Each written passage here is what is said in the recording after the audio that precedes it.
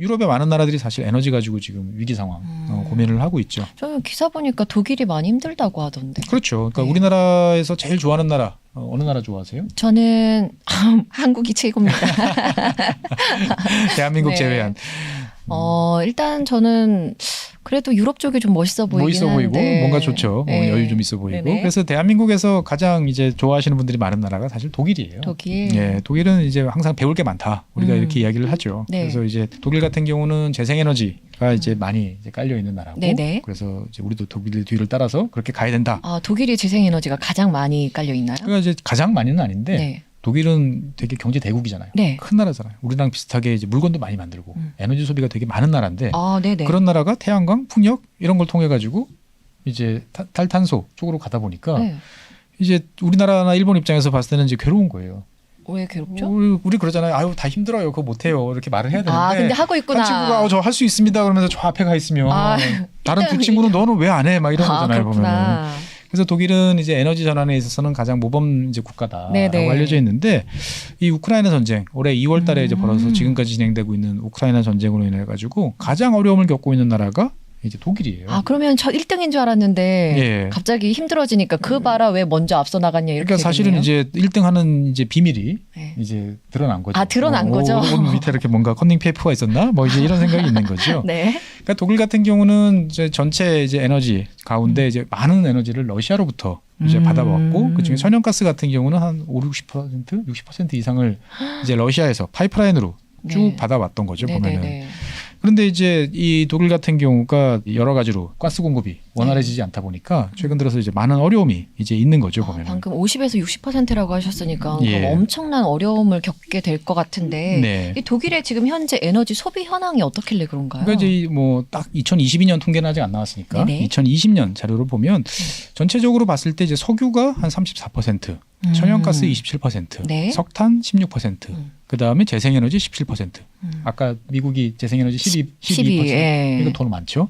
그 다음에 원자력 한 6% 정도 돼요. 네네. 그러니까 이제 전체적으로 봤을 때 재생에너지가 이제 상당히 이제 꽤 많고 특히나 이제 전기를 만드는 우리가 직접 차를 모는 거 말고 네. 전기 만드는 것만 따지면 재생에너지가 46%. 그러니까 독일에서 쓰는 전기의 절반 가까이는 재생에너지에서 나온다라고 이제 보는데 전체적으로 보면 아직 석탄도 쓰고 네네. 뭐 가스도 꽤 많이 쓰고 이제 이런 상황이었던 거죠. 그래서 독일 같은 경우는 지난 한 2000년부터 아시는 분은 잘 아시겠지만 일단 석탄을 줄이자. 네, 석탄. 그다음에 석유도 줄이자. 그러면 그거 뭘로 감당하지? 재생에너지를 들여와야 되는데 아직 이건 너무 비싸니까 네. 그 사이에 가격도 저렴하고 양도 많고 네. 그다음에 오염물질도 별로 안 나오는 천연가스를 쓰자. 네. 그래서 천연가스를 쓰면서 우리가 이제 석탄을 안 쓰고 그러면서 한 30년 정도에 걸쳐가지고 네. 재생에너지 비중을 쫙 높이면 2030년 뭐 정도 되면 자연스럽게 넘어가지 않을까라는 네. 게 이제 독일어로 이제 에너지 밴드, 이제 에너지 전환이라는 거였는데 이게 이제 그 구상이 전쟁 때문에 지금 완전히 틀어진 거죠. 그러면은 독일에서는 빨리 대체제를 찾으려고 엄청 노력할 것 같은데. 그렇죠. 그러니까 이제 그 우리가 천연가스라는 건 땅에서 가스가 나오면 네. 이거를 이제 수요처까지 가야 되잖아요. 네. 그러면 쓰는 방법은 두 가지예요. 쭉 아까 우리 전기 송전 선로로 연결되어 있는 것처럼 파이프라인으로 쫙 연결해가지고 네. 집까지 가는 방법이 하나 있고 네. 바다로 이제 둘러싸여 있는 나라들 같은 경우는 그거를 이제 액화 영하 196도로 해가지고 이제 액화시켜서 LNG라고 이제 들여오는 거죠. 그러니까 우리나라는 우리 집에서 가스 써요, 도시가스 써요 이제 이러면 네. 다 카타르에서 만든 그 천연가스를 이제 액화시켜가지고 실어 와서 다시 이제 파이프라인으로 옮겨 놓는 건데 독일은 그런 거 하나도 없어요. 왜냐면 옆 나라에서 러시아에서 바로 쉽게 싸게 갖고 오니까 그러다 보니까 이제 독일 같은 경우는 뭐 이제 러시아에서 가스가 안 와요 막 이러니까 스페인, 영국 이런 나라들은 이제 다른 나라에서 LNG를 막 도입해서 쓰고 있어요. 근데 독일은 LNG를 갖고 올 시설이 하나도 없는 거예요. 만들 필요가 없었거든요 그동안에. 그렇구나. 그러면 지금 어떻게 해요? 그러다 보니까 이제 지금 독일 이제 에너지 관계자들은 전 세계를 뒤져가지고 네. LNG 구하기 이제 작전을 지난 몇 달 동안 펼쳤어요. 그래 성공했어요? 그래서 일단 계약서에 다 사인을 했습니다. 네. 원하는 대로 다 이제 돈 주고. 네. 근데 이제 문제는 이거를 갖고 와서 네. 자기네 파이프라인에 연결을 해야 되는데 네. 그 시설이 없다고 그랬잖아요. 네네. 근데 이거를 어떻게 몇 달 만에 지어요? 못 짓죠. 못 짓죠. 네. 그러니까 사람이 이제 급하면 돈을 씁니다. 네. 그래가지고 저 노르웨이나 이런 나라들이 갖고 있는 창고에 있는 이제 배 위에 실려 있는 거대한 플랜트들을 이제 부르는 대로 돈 원하는 대로 줄 테니까 네네. 갖고 와라. 그래서 뭐 함부르크라든지 주요 항구에다가 이제 그런 해상 설비를 갖다 놓고 지금 이제 거기서 가스를 받아가지고 네. 창고를 좀 채워놓고 있는 거죠 보면은. 그러면 또 비용이 올라가겠네요. 그렇죠. 비용이 많이 올라갔죠. 네. 그러니까 LNG랑 이 파이프라인이랑 비교해 보면 한 3배 정도 차이 나요. 아이고. 그러니까 꼼짝없이 가격이 이렇게 뛰는 거죠 보면. 네네네. 아 그러면 타격이 없을 수가 없겠어요. 다행히도 그래도 하늘이 도와서 아직까지 날씨가 따뜻하다 보니까 네. 그 이제 저장고에 있는 거를 많이 꺼내 쓰지 않아도 돼서 이번 겨울은 잘 넘어갈 것 같은데 네. 이게 이제 가정도 가정이지만 사실 독일이 자랑하는 산업계가 요즘에 큰 타격을 이제 입고 있습니다. 네. 산업계는 근데 왜 타격을 입어요? 그러니까 뭐 전기요금 올라서 뭐 이렇게 생각할 수도 있지만 실제로 이제 독일이 잘하는 산업은 뭐죠? 기계, 자동차, 네. 네, 이런 거잖아요 보면. 근데 이제 우리 눈에는 이제 그런 것들이 눈에 잘 보이는데 네. 독일 같은 경우는 전통적인 화학 강국이에요. 화학, 예, 약, 네. 그다음에 각종 플라스틱 뭐 이런 것들. 그래서 이러한 이제 비료, 뭐 화학 산업 이런 것들이 되게 발달한 나라인데 사실은 이런 화학 산업들은 대규모로 에너지를 써야 돼요. 네. 근데 독일은 에너지가 거의 안 나는 나라인데 이거 어디서 쓰지? 옆에 러시아에서 갖고 오는 저렴한 그 천연가스로 그런 것들을 조달을 해서 세계에다가 팔아서 네. 돈을 많이 벌었는데 이제는 꼼짝없이 우리랑 똑같이 LNG 써야 되는 거예요. 네네. 그러면은 원가가 갑자기 에너지 부문에서 3배 이상 올라 버리니까 경쟁력이 있을까요? 아이고 너무 힘들 것 같은데요. 그렇죠. 그러다 보니까 독일의 주력 수출 산업인 이제 화학 산업이 여러 가지로 큰 타격을 입고 있고 네. 세계적인 이제 화학 업체인 바스프 같은 경우는 최근 들어서 이제 더 이상 독일에서 사업 못 한다. 이 상황이면. 예. 그래서 이제 사업을 단계적으로 축소하거나 끝내겠다. 해외로 나가서 사업하겠다. 에너지 가격이 싼 나라 가서. 네. 그래가지고 이제 독일 되게 충격을 또 빠뜨리기도 했습니다. 고민이 많을 것 같아요. 독일 정부가. 그렇죠. 고민이 많죠. 어떻게 해야 되나? 그럼 어떻게 해야 될까요? 이런 상황이면. 일단 돈을 지금 막 퍼주고 있잖아요. 예. 막. 예. 그러니까 이제 가스를 썼는데 가스를 이제 독일에서 이제 러시아에서 들어온 가스가 안 들어와. 네. 그러면은 이제 지금 우리가 재생에너지로 가려고 이렇게 했는데 재생에너지로 가는 속도를 좀 늦추고 다시 화석에너지를 어떻게든 뭐 석탄도 다시 좀 떼고 네. 석유도 좀 떼고 해서 일단 이 위기를 넘어갈 때까지는 한 발 물러설까? 아니면 이왕 이제 젖은 몸 그냥 네. 더 빨리 달려갈까? 어느 쪽일 것 같으세요? 그러니까 저는 약간 1등의 자존심을 네. 지키고 싶어 할 것 같거든요. 나한테 이 빠꾸는 없다. 빠꾸는 없어. 노빠꾸 정신으로 네네. 그냥 간다. 맞죠. 그래서 독일 같은 경우는 이제 독일 정부가 선언을 했습니다. 이렇게 된 이상 더 빨리 간다. 더 빨리 간다. 더 빨리 간다. 예.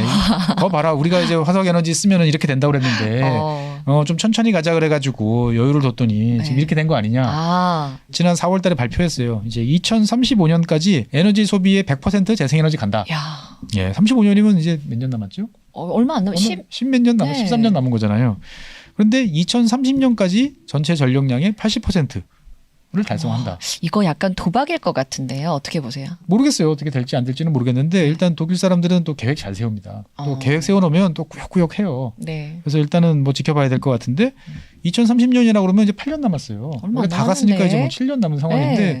과연 갈 수 있을까 모르겠지만 어떻든 간에 이걸 위해서 향후 4년 동안 이제 2천억 유로 이상 우리 돈으로 한 265조? 와. 예. 물론 이제 이것만 가지고는 당장의 문제를 해결 안 되니까 네. 이제 동원할 수 있는 건 다 동원해요. 그래서 이제 석탄 발전소도 이제 문 닫고 있던 거 일단 끄집어내서 쓰고 있고 원래 문 닫기로 했던 원자력 발전소도 이제 마지막까지 남아있던 원자력 발전소가 있었는데 네. 이제 3개가 있는데 이걸 내년 4월까지 이제 계속 연장하자. 네네. 그래서 독일 내부적으로는 아니 내년 4월까지만 연장하지 말고 한 2, 3년 정도 더 쓰면 안 되겠냐. 네. 이런 이야기가 지금 나오고 있어요. 그런데 이제 그 원자력 사업자들은 우리 원자력도 그냥 하늘에서 떨어지는 거 아니잖아요. 거기 안에 우라늄 연료봉 넣고 해야 되는데 네. 재고가 없어요. 그다음에 뭐 관련된 인허가 도장 빨리 찍어줄 것 같지가 않아요. 뭐 이래가지고 사실은 이제 아직까지는 모르겠습니다만 내년 4월까지는 원자력도 계속 가동한다. 이런 상황인 거죠. 그러니까 동원할 수 있는 모든 걸 동원해서 빨리 재생에너지로 넘어가자. 네네. 이게 이제 독일인 거죠 보면은. 일단 성공만 하면은 엄청 뭔가 자원에 대해서 이런 에너지에 대해서는 좀 걱정을 한시름 놓겠어요. 그렇죠. 되고 나면 이제 독일은 이제 이제는 신경 안 써. 네. 할 텐데 제가 한번 계산을 해보니까 이게 과연 될까 생각이 드는 게 지금도 독일은 이제 태양광도 많고 특히 풍력이 많아요. 풍력. 예, 독일 이제 북쪽에서 이제 북해 이런 데 많은데 네네. 현재보다 이제 육상 풍력, 땅 위에 있는 풍력은 현재 2배. 2배. 그다음에 태양광은 3배 늘려야 돼요. 근데 이미 하기 좋은 지역들은 지난 한 20년 동안에 다 개발을 했거든요. 그래서 네. 풍력 발전기도 돌아가고 태양광도 있는데 그럼 남아있는 지역들 중에 경제성 있는 지역들이 어딘가 찾아보면 무슨 보호지역, 국립공원 이런 지역들이 많아요. 네. 그러니까 이제 독일 정부도 고민을 하는 거죠. 이게 이제 이걸 풀어서 이걸 하는 게 맞냐. 네. 이런 고민도 있고 다른 한편으로 보면 재생에너지 쓰면 좋지. 깨끗한 공기 마시고 좋아라고 네. 하지만 갑자기 우리 집 앞에 이제 거대한 풍력 발전기가 돌고 예, 그다음에 어디 밀어가지고 녹색 벌판이 아니고 갑자기 까만색 이 태양광 네. 쫙 들어서면 주민들이 또 별로 안 좋아하는 경우들이 그럼 또 많죠. 시위하겠죠. 그렇죠. 네. 예. 그래서 이제 이런 문제들도 있고 사실 근데 독일은 이제 아까 미국과 같은 그런 비슷한 고민을 또 하고 있어요. 네네. 어떤 고민인데요? 우리나라가 이제 독일 자동차를 세계에서 가장 사랑하는 네. 나라잖아요. 네네. 그래서 우리나라 뭐 벤츠 같은 경우는 S클래스 같은 경우는 유럽 전체에서 팔릴 만큼 대한민국에서 팔려요. 오, 네. 예, 엄청나게 사랑하는데 그 자동차들이 독일 남부에서 주로 만들어져요. 남부. 예, 뭐 바이에른이라고 하는 그 지역이 이제 네. 기계 산업, 자동차 산업, 당연히 에너지 많이 쓰는 산업들이 다 몰려 있었는데 네. 여기에 있던 이제 뭐 원자력 발전소나 석탄 화력 발전소들이 줄줄이 이제 문을 닫았어요. 그러고 나면 저 북쪽에서 이제 풍력 발전기로 만든 전기를 남쪽으로 이제 땡겨와야 되는데 네. 땡겨올 방법이 없어요. 그럼 어떡해요? 그렇죠. 네. 그러면 이제 송전선로를 건설을 이제 해야 되는 거죠. 그러니까 독일을 북에서 남으로 쭉 연결하는 국토를 이제 종단하는 이제 이러한 송전선로를 만들어줘야 되는데 네네. 그 여행 다니시다 보면 그런 생각 들잖아요. 저기 왜 송전선로가 있어? 저는 막 운전하고 가다가 예. 저 산 위에 저 위에 있는 송전탑 엄청 큰 거 있잖아요. 예. 그런 거 보면 와 저런 거에 어떻게 누가 저렇게 그렇죠. 설치했을까? 신기하죠. 네. 근데 신기한데 이제 우리 집 앞에 그런 게 쫙 깔려 있다 그럼 생각하면 너무 싫을 것 같아요. 너무 싫을 것 같죠. 네. 예. 그러다 보니까 우리만 싫은 게 아니고 독일 국민들도 싫어해요. 그래서 이제 이 국가에서 북쪽에서 남쪽으로 까겠습니다라고 계획을 세운 게 벌써 20년인데 네. 아직도 못했어요? 20년 전이나 지금이나 보면 이렇게 찔끔찔끔 하고 있어요. 제 살아생전에 다 볼 수 있을지 이제 모를 것 같은데. 근데 7년밖에 안 남았고. 예, 그래서 네. 독일답지 않게 뭐 특별법도 많이 만들고 한 번 보상받았는데 뭐 2번도 보상해줄게 막 이러는데 아직 잘 안 돼서 사실 풍력 발전은 많이 해도 그거를 이제 갖고 올 방법이 없다 보니까 이제 고민을 많이 하고 있는 거죠.